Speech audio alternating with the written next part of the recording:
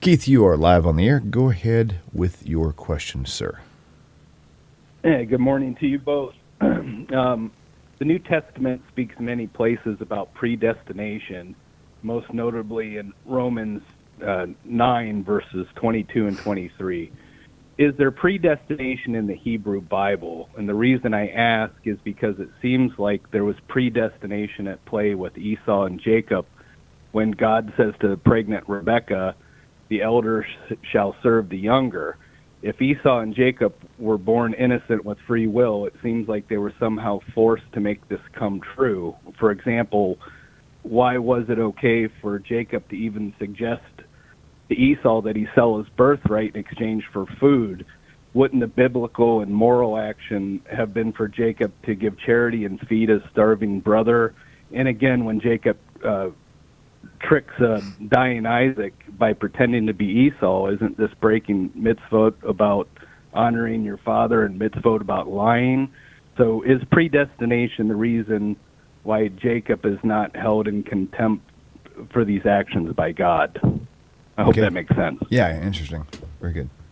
So as it turns out, Romans 9 and 10 and 11 are used strikingly by both people who believe in predestination, meaning people who are, we'll call them Calvinists, who believe in limited atonement, which is the most promiscuous feature of Reformed theology. And along with that is the preservation of the saints, all the very, very provocative elements. For the viewers who don't understand this, I just will take out 1 minute, or else we're talking about things that most people have no clue what we're talking about. But just to say that those who reject Reformed theology and therefore reject predestination use, interestingly, the same chapter, Romans 9, to show that there is no predestination. It's wild. That means this area of the book of Romans is not quite as easy to follow as the book of Galatians. It is the most influential letter of Paul. It's the last letter that Paul wrote. There are many other striking features about the book of Romans, but as it turns out, people who reject predestination, such as the Roman Catholic Church, the Roman Catholic Church correctly hated all the Reformed theology, despised it. The Lutherans couldn't stand it. In fact, it was a Lutheran that coined the name Calvinism, and Calvin hated that term because they used to, the way things went is that if there was a heresy, you named the heresy after the person that invented it. So Calvinism, in respect to the Orthodox and the Roman Catholic Church, which means the vast majority of the Christian world, they utterly reject predestination. I don't want to mischaracterize. They can't stand Calvin, and in turn, the feelings are mutual. Calvin considered the Pope to be the Antichrist, and Luther believed the same. So they all couldn't stand each other. You not only could use Romans chapter 9, you can use you need scant passages in John chapter 6. There are such passages which Calvinists use to prop up their idea that there's predestination, which means, I need to explain this because there are people who don't understand, that in reality, everybody who is destined to be a Christian and be saved has already been pre-selected. They won the spiritual lottery, and just those people are going to be saved. And other people who were not selected for this wonderful lottery are going to hell forever. In this view, God is a psychopath and makes the Ku Klux Klan seem normal. It's crazy, just insane that people cannot. Now, Calvin did not invent these ideas. it is true that he based it off the thinking of Augustine, and it really comes from Paul, his view of Paul's teachings. So you go to a maternity ward, and I've been fortunate to do that quite a number of times in my life, and you look at a room of babies, little boys and little girls, all newborns, each of them with a name in a little bassinet, and you could conform theology. Some of these will grow up to believe in Jesus, and that means that they're saved, and some of them are just going to go to hell forever because God decided. Now, if you ask somebody, warning, in Reformed theology who believes in predestination, like, how do you believe something like that? They will always use this term and be ready, because it sounds like a nice term, but it's a term that has been perverted, and that is, we believe in the sovereignty of God. That's always going to be the catchphrase. Now, if you are a person of faith, if you believe in God, well, you believe that God is sovereign, right? So God is so sovereign that we have no free will. Of course, it's all very, very silly, because the Torah says, before I place life and death, choose life that you might live. As for the wicked person, if he turns away from his sinful ways, he will be forgiven. Is it my desire at all to punish the wicked? This is Ezekiel 18, 21 to 23. Is it not rather that he turns away from his sinful ways that he might live? V'chula, v'chula.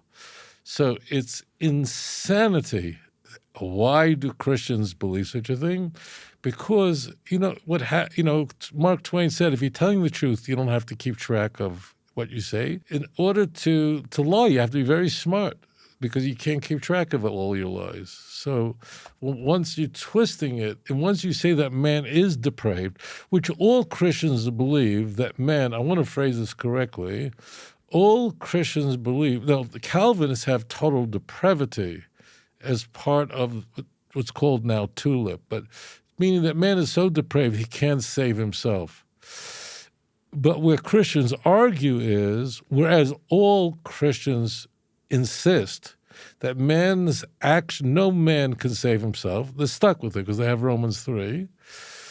But non-Calvinists believe that a person can choose to believe in Jesus or reject Jesus, right? God so loved the world that he gave his only begotten son, so anyone who would believe in it would not perish, have everlasting life, John 3:16. There goes Calvinism in the garbage can. I mean, the whole thing is just completely crazy, and so predestination is the centerpiece of a iteration, a mendacious iteration of Christianity, and you could see where that was going. It's not like Calvin is just coming from nowhere. He's simply taking ideas and running with it. Augustine was obsessed with sin, and he, to his credit, his most famous works were his own confessions. And coming from Manichaeism, I'm not going there now, you can see why he'd be obsessed with all this stuff of the depravity of man. Now, my friends, so what happens in the Torah? So in the Torah, it is true that you have certain people who have a proclivity to go one way or to go another way, right? That for instance, when Rivka is told that she has two. What was happening is that she's pregnant with twins, and the babies are behaving weirdly. She just doesn't know what to do. Like, what's going on here? There are all kinds of midrashic writings. It's not important. But she comes to know that there are two nations in her womb. And it's true that Esau, had a proclivity towards wildkeit and so on, and wildness and so on. But I envy him. All of us are born with certain things that it's not a problem. And we have some taivas, we have lust and desire, things that we're just weak in, right? I don't have a desire to eat lobster. I never ate it in my life, and it looks like a cockroach to me. There are many people who are religious Jews who were once not religious or once not Jewish. To them, giving up lobster was giving up everything. So if you have a text that says you have one person who has a proclivity towards anything, so that person has the tremendous opportunity, because that person can say, really, I want to do this and that. But HaKadosh Baruch Hu commanded me not to, so I won't.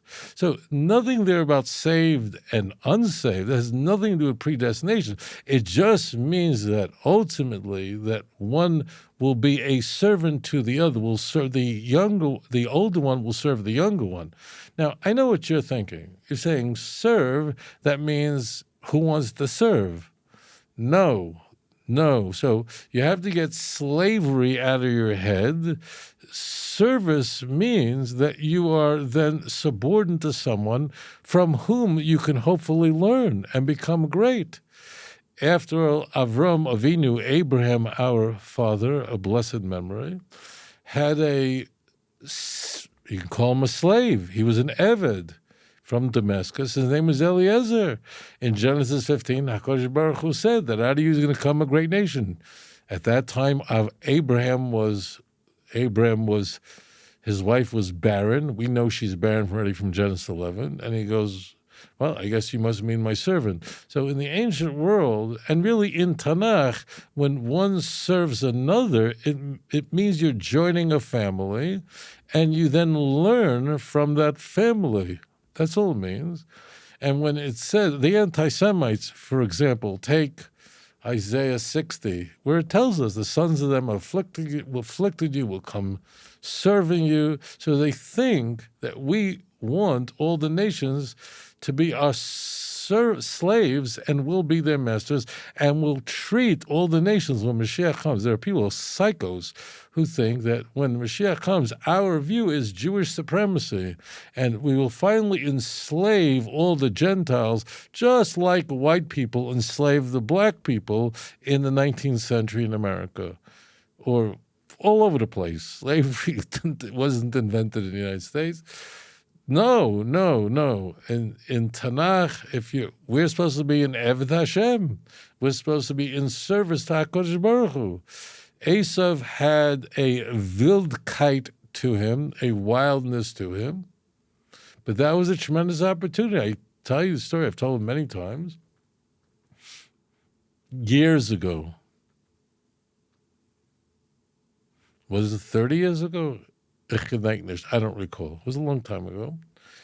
I was up, I don't know how long, but it was pretty much all night with a young man who was in the Messianic movement. And we sat together and spoke. Mamish, it was late. Whenever it was very, very late. And by the end of the conversation, this young man realized he got it, that Christianity is not true, Jesus is not the Messiah, he got it. And he turned to me, looking down, and he said, Rabbi, I have a problem. Now, I just had a sneaking suspicion what's coming. And I was davening to Hashem that I would have the wisdom to know what was coming. And he, in fact, said to me, it took him a long time to get it out of his mouth, but he eventually said to me, I don't remember his exact words, but he said that he's attracted to men. It's not that he's not attracted to women, but he's also attracted to men. Whatever, that's how he expressed it, whatever it was. And I'm asking Hashem for wisdom, as I do when people ask me questions. And he looked at me and he was very embarrassed to say that. And I told him, you're very lucky and I mamish envy you. I am so envious of you. And he looked at me, he thought I was nuts. He thought I was crazy. He said, what are you talking about? So I said to him, in truth, after 120 years, when I stand before God, is God going to reward me for not living that life that's it's a forbidden relationship in the Torah? The answer is not really. Why? Because it doesn't even make sense to me. It just doesn't make any sense to me at all. I don't even understand why people feel that way. I don't understand it.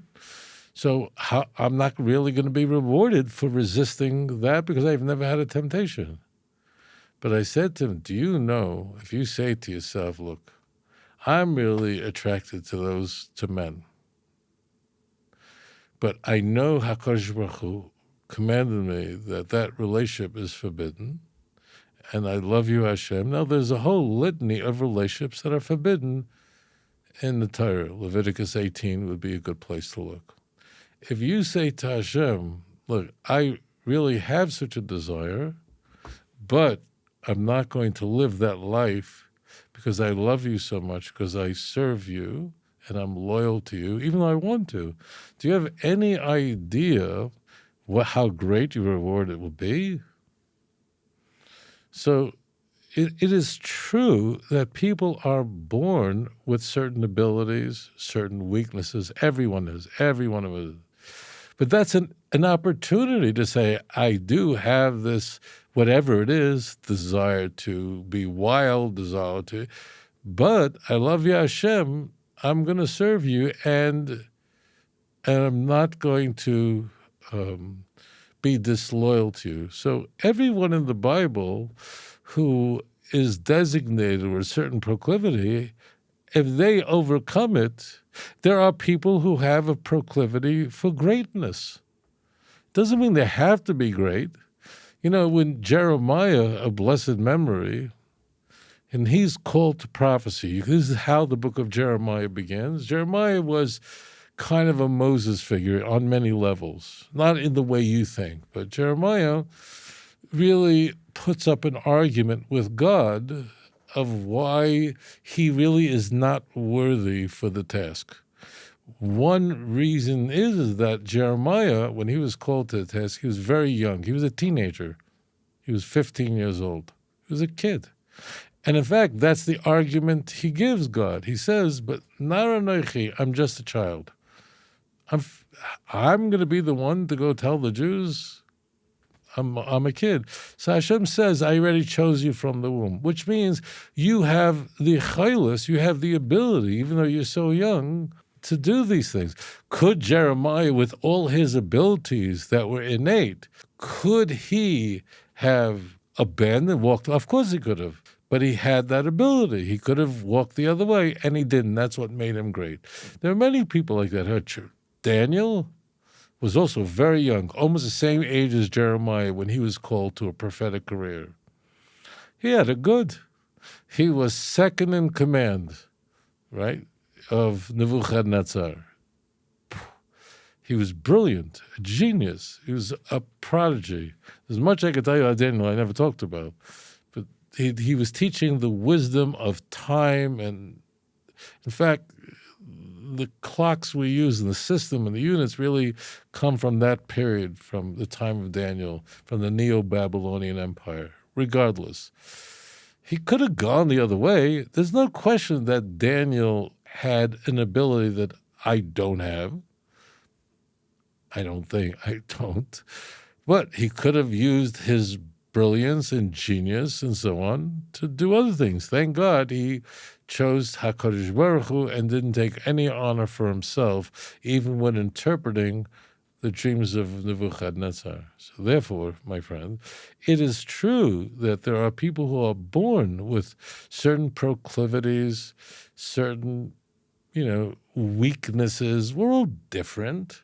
And of course we are. But HaKadosh Baruch Hu never tests us that we cannot overcome it. Never. And the Torah says so openly. Torah says in Deuteronomy chapter 30, it's not hard for you to keep this Torah, these commandments. It's not too difficult. It's not in heaven. Who will bring it to us? It's not over the sea. It's near to you, verse 14, that you may do it. It's very near to you, that you may do it. And Paul famously jettisons that last phrase because it's not consistent with his message in Romans.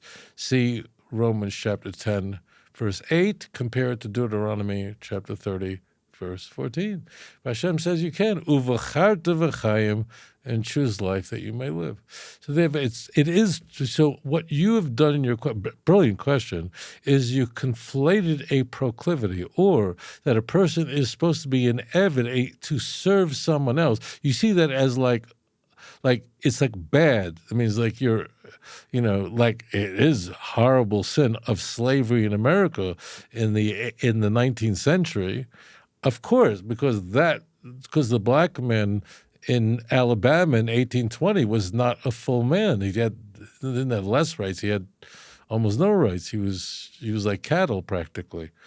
So there were some slaves who, Malcolm X had a brilliant speech that he gave in '63 about the house Negro and the field Negro. Probably his most brilliant speech he ever gave. Too bad he murdered him. He would have become great. So short and short, being a servant to HaKadosh Baruch Hu, or being a servant to a Navi, or being a servant to Jacob, this could be a wonderful thing. Imagine being in the tents of Jacob. Imagine that. And learning from Yaakov Avinu. What an opportunity that would be. Don't look at it as bad. Were there people who have a proclivity for certain kinds of sin? Of course there were.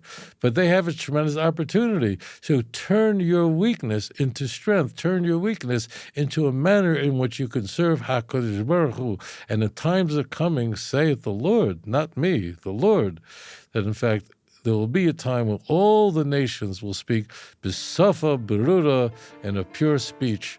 Zephaniah chapter 3, verse 9. May we see the coming of the true Mashiach, b'mheira b'yameinu. Thank you for your thoughtful question.